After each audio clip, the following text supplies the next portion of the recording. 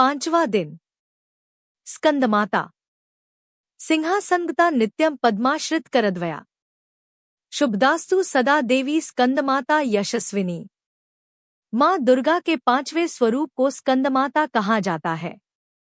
ये भगवान स्कंद कुमार कार्तिकेय के नाम से भी जाने जाते हैं। इन्हीं भगवान स्कंद अर्थात कार्तिकेय की माता होने के कारण माँ दुर्गा के इस पांचवें स्वरूप को स्कंदमाता के नाम से जाना जाता है। इनकी उपासना नवरात्रि पूजा के पांचवें दिन की जाती है। इस दिन साधक का मन विशुद्ध चक्र में स्थित रहता है। इनका वर्ण शुभ्र है। ये कमल के आसन पर विराजमान है, इसलिए इन्हें पद्मासन देवी भी कहा जाता है। इनका वाहन भी सिंह है। नवरात्र पूजन के पांचवें दिन का शास्त्रों में पुष्कल महत्व बताया गया है।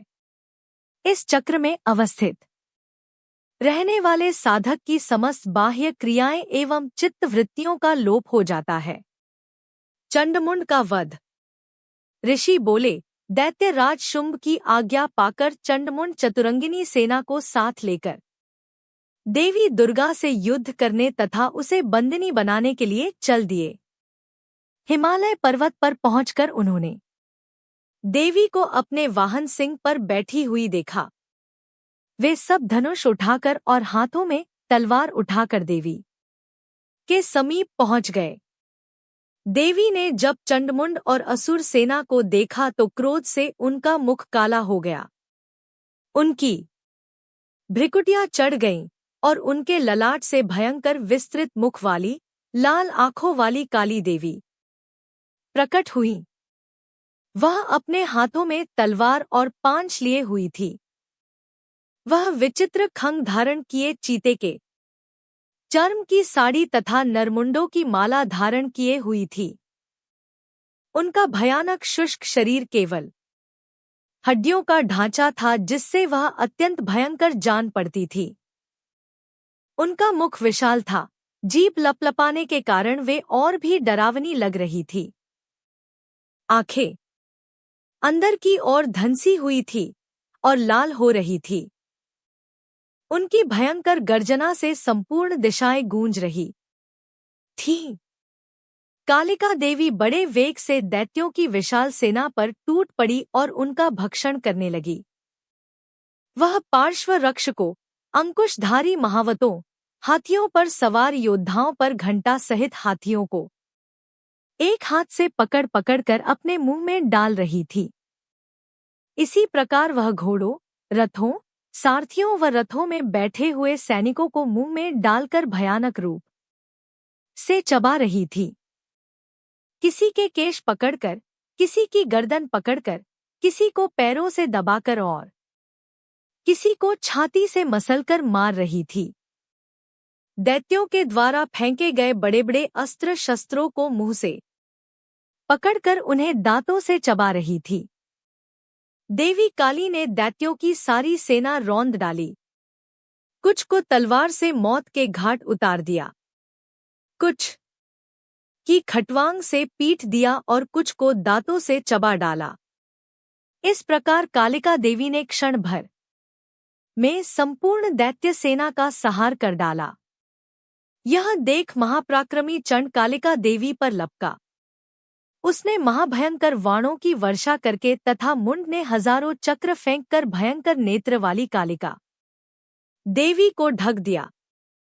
चंड मुंड द्वारा फेंके गए अस्त्रों शस्त्रों को देवी ने मुंह में इस प्रकार समा लिया मानो सूर्य के बहुत से मंडल बादलों के उदर में प्रवेश कर रहे हों। अब तो देवी के भयानक मुंह के भीतर देखना भी कठिन था। दांतों के प्रकाश से दमकती हुई अत्यंत क्रोध में भयानक गर्जना करती हुई देवी अट्टहास करने लगी। देवी ने बहुत बड़ी तलवार लेकर का उच्चारण करके चंड पर धावा किया और उसके केश पकड़कर उसी तलवार से उसका मस्तक काट लिया।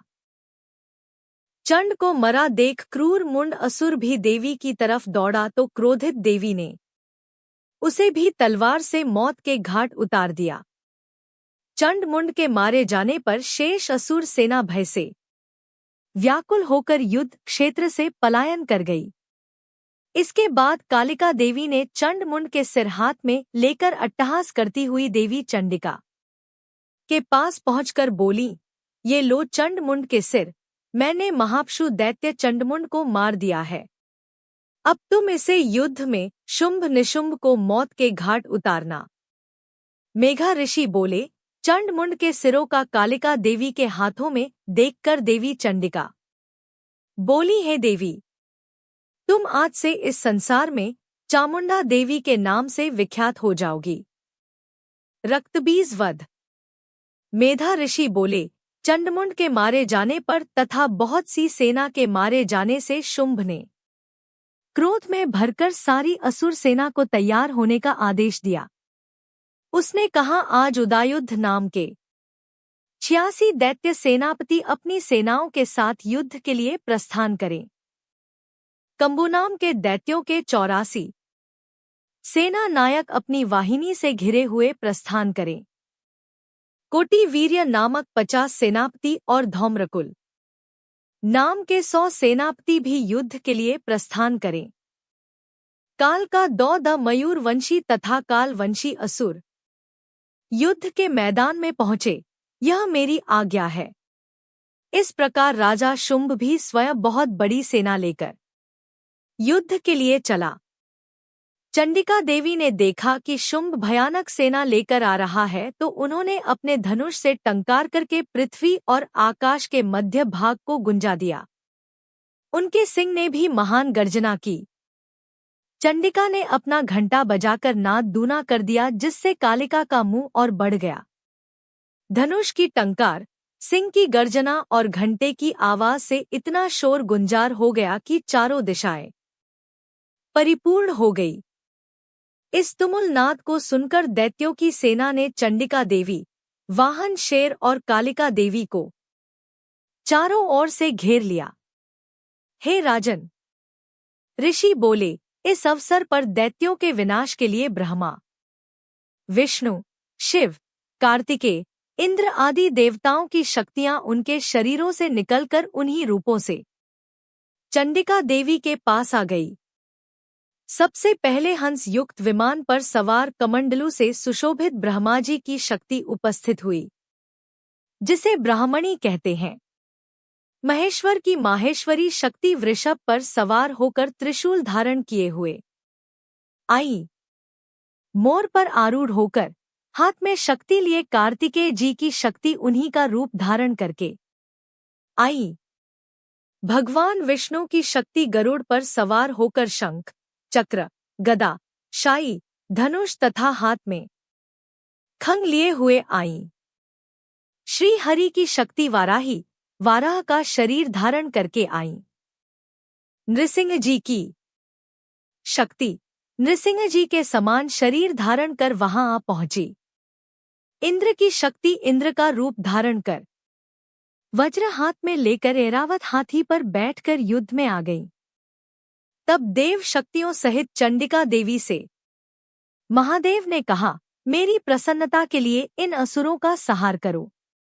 इतना कहते ही देवी के शरीर से भयंकर रूप धारण किए हुए चंडिका की शक्ति प्रकट हुई, जिसकी चिक्कार सैकड़ों चिक्कारों के समान थी।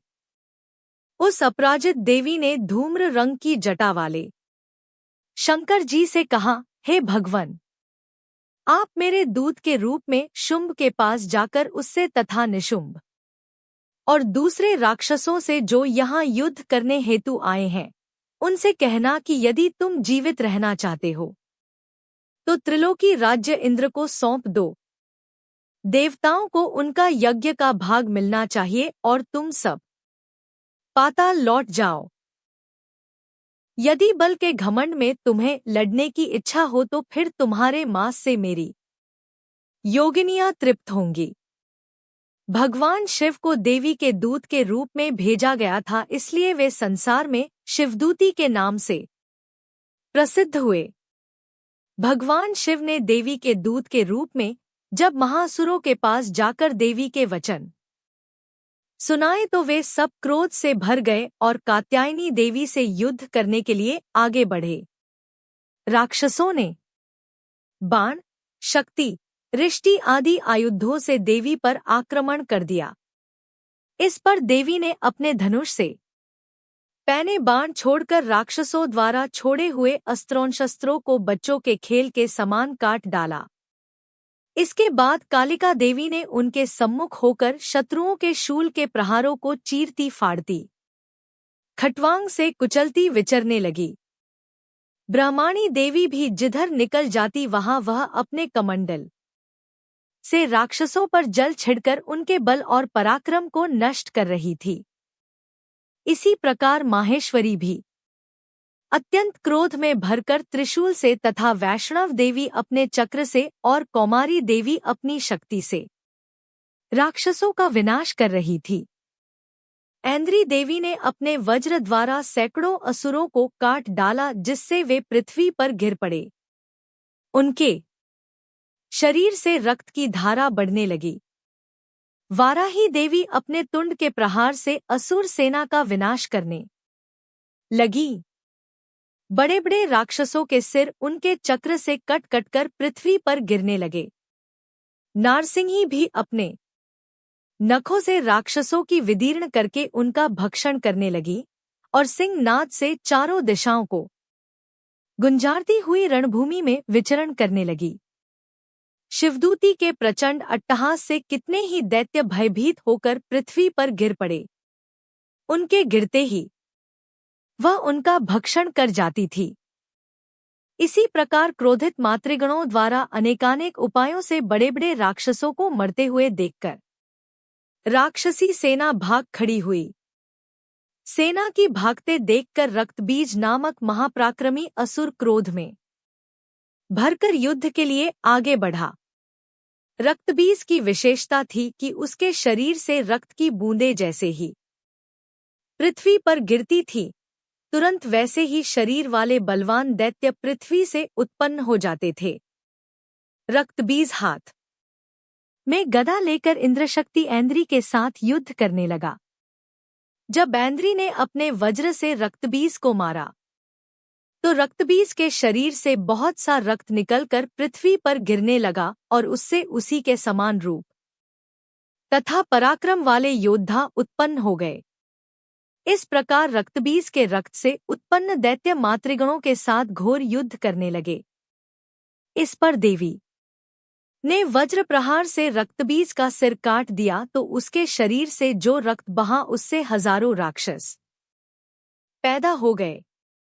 वैष्णव शक्ति ने चक्र द्वारा रक्तबीज को मारा तो उसके शरीर से ज्यों ही रक्त बहा तो उससे हजारों उसी के समान महासुर पैदा हो गए जिससे सारा संसार भर गया। इससे देवता भयभीत हो गए। देवताओं को डरा हुआ एवं उदास देखकर तब चंडिका देवी ने काली देवी से कहा, हे चामुंडे, तुम अपना मुख विस्तार से फैला लो। मेरे शस्त्र प्रहार से गिरते हुए रक्त को अपने मुख से पीती जाओ। इस प्रकार रक्त से उत्पन्न असुरों का भक्षण करती हुई भ्रमण करोगी तो रक्तबीज का संपूर्ण रक्त समाप्त हो जाएगा तथा रक्त के पृथ्वी पर न गिरने से नए राक्षस पैदा नहीं हो सकेंगे। इस तरह काली देवी को समझाकर देवी दुर्गा ने रक्तबीज पर त्रिशूल से प्रहार किया। तत्काल ही देवी काली ने रक्तबीज के रक्त को अपने मुख से पी लिया। उसी समय रक्तबीज ने देवी चंडिका पर गदा से प्रहार किया परंतु उसके प्रहार का देवी पर कुछ भी असर नहीं हुआ। रक्तबीज के क्षतविक्षत शरीर से बहुत सा रक्त बहने लगा परंतु उसके रक्त को पृथ्वी पर गिरने से पहले ही काली उसे अपने मुंह में ले लिया। तदंतर देवी चंडिका ने रक्तबीज को वज्र, बाण, खंग तथा रिष्टि इत्यादि से मार डाला। इस प्रकार रक्तहीन होकर रक्तबीज पृथ्वी पर गिर पड़ा। रक्तबीज के पृथ्वी पर गिरते ही वह रक्तहीन हो जाने के कारण मर गया। रक्तबीज के मरते ही देवता अत्यंत प्रसन्न हुए। मातृशक्तियां उन महासुरों का रक्त पी पी कर मदोन्मत्त होकर नाचने लगी।